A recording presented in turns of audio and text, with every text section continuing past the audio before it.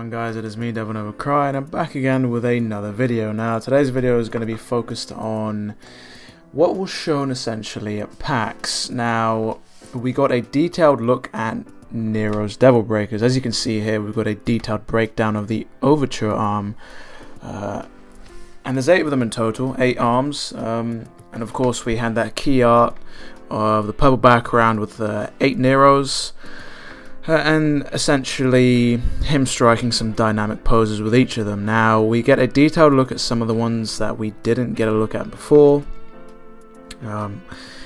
as you can see here. Now obviously we've got the Overture arm, the basic one.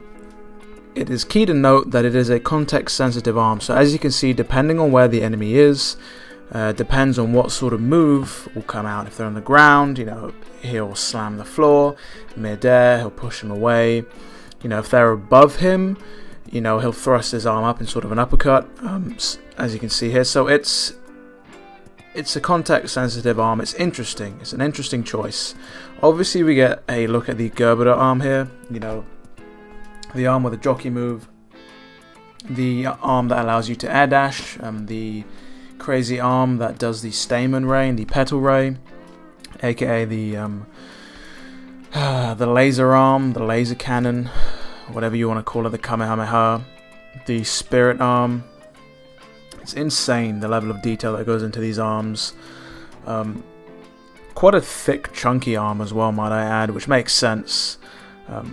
Gerber arm, obviously named after a flower apparently. We get a closer look here at the Stamen arm. These graphics, insane, right? And he just tears up, and as you can see, the arm there just sort of overheats immediately after. As you can see, it glows. You got the nightmare-esque move there, the Petal Ray. But yeah, if you take a closer look after this move is done, you'll see that you'll see his arm glow red and then break, and then he puts a new arm on.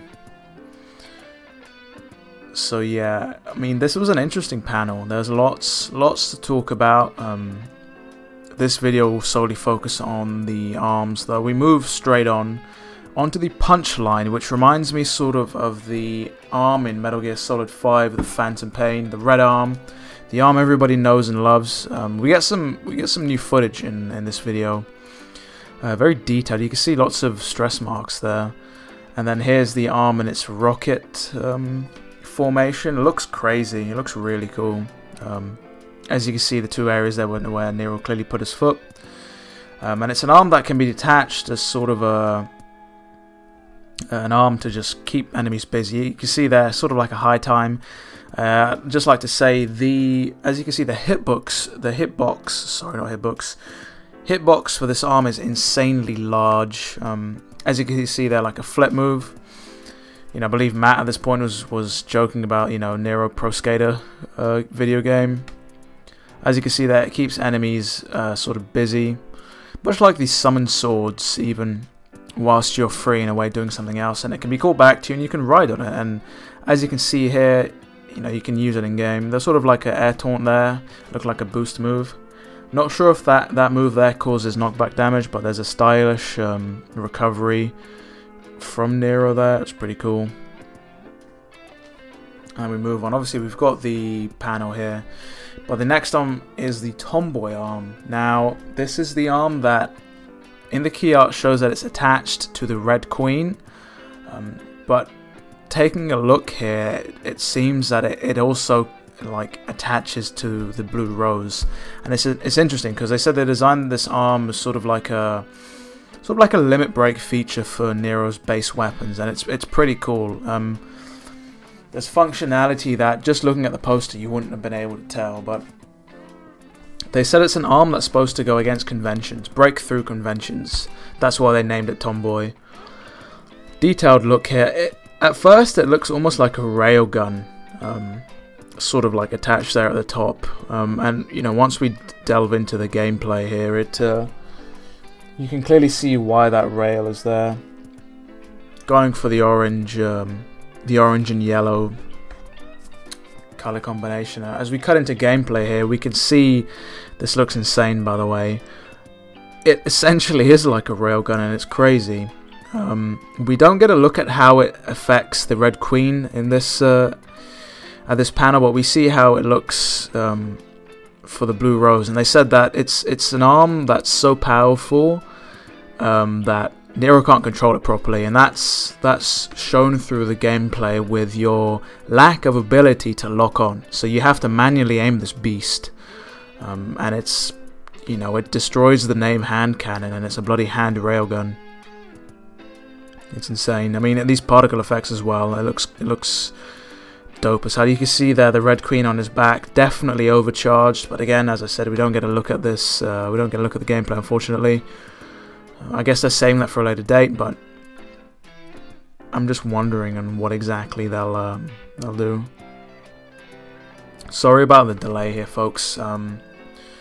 This was taken from obviously the Twitch stream, so obviously there's going to be some sort of delay, which sucks, but you know, it's the best I could do at such short notice, considering I wanted to get this out to you guys as soon as possible, because, you know, let's be honest, there was a lot of fluff at that panel. I'm not going to lie, like, if you're not heavily not involved, but heavily invested in this game, they go over some things you may or may not want to hear, you know, some things that might be considered boring, but again, I enjoyed that panel thoroughly. Again, you can see what sort of damage it does to the enemies here. I'm assuming these, because obviously the Devil Breakers can be upgraded, so I'm assuming you'll eventually be able to like one-shot the basic Mook enemies here. But again, even like the display that just pops up is just, it looks so crisp. As we move on to the Ragtime arm, we've seen this arm before, not this up close though, and it goes to show how ridiculous the detail on these arms are. This is everybody's famous Zawardo arm, you know, the time stop, the Quicksilver.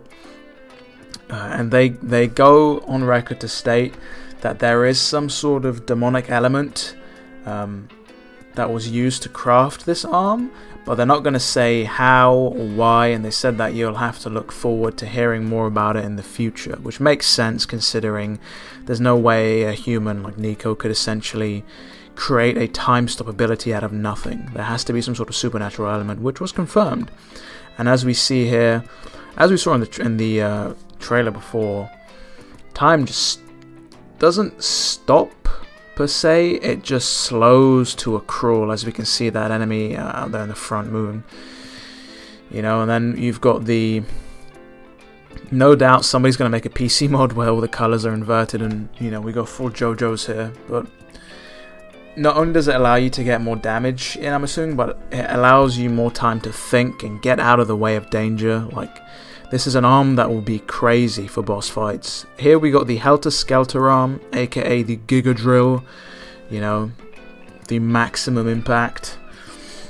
This is a really cool arm. It's only 3 fingers, but we see this arm in its opened up state here, which looks ridiculous. Like, that is a ridiculous drill to have. That will shred anything to pieces. But as I was saying, we see this arm in the Sin Scissor fight, sorry, in the Gamescom Devil Breaker trailer, and we see it in fact break the Sin Scissors scissors, and it detach into 2 pieces. We also see it do a vortex type move against the boss, the Abomination that was laying just in the middle of the street with all the tentacles and like the sacks and everything.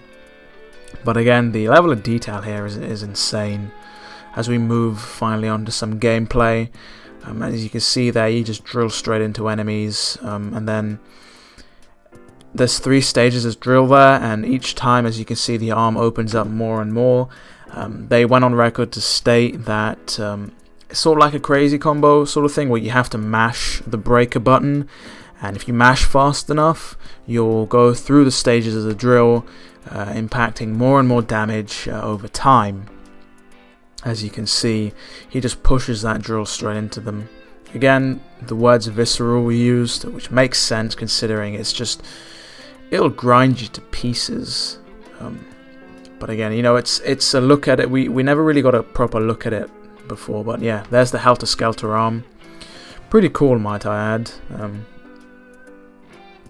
It's just a bit weird. Imagine having to walk around with like 3 fingers. That'd be really weird. And yeah, you'd have to be careful not to bring that thing too close to you, because you just carve yourself up into bits. You know, it's yeesh, terrible thing to think about. Just the blood going everywhere. But next we move on to the Rawhide. Now, obviously this is the whip arm.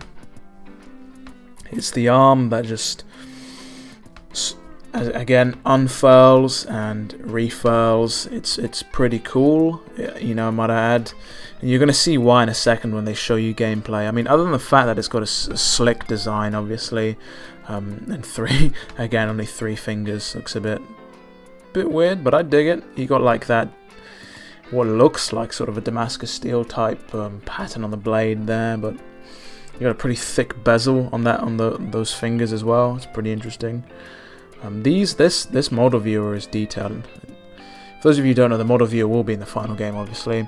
But this breaker is a crowd control arm, and these are the breakage moves that we're using here. So don't think you're going to be able to spam this all the time. You use this once and your arm breaks completely.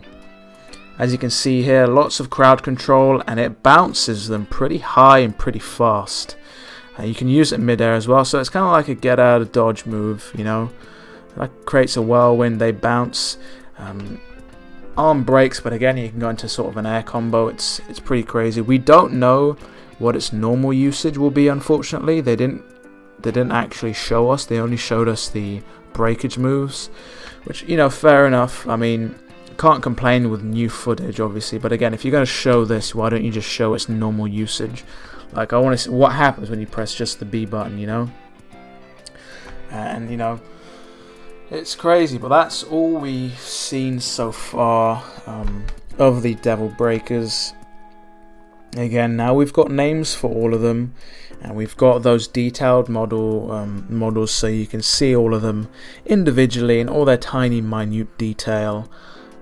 And it, you know, again, you can see this in game. You don't have to wait. You know, you can watch it here, but if you ever get the urge to see them in game, you can just take a look at them. But it also bodes well for the rest of the game, because if it's gonna have detailed model viewers for like the arms, think about the detailed models for like the characters you'll be able to view, the alternate costumes, as well as the other weapons as well you get to see, and even enemies and bosses. So it's going to be insane. The level of detail is crazy with this RE engine, the Reach engine, because obviously it stands for Reach for the Moon, but it shows, definitely shows. So that's going to be it for now for these breakers. There's a few more things that came out of the PAX West panel that I'll cover in a separate video, just because it wouldn't really fit with this video here. So thank you guys for watching. It has been me, DevilNeverCry, and I'll see you guys next video.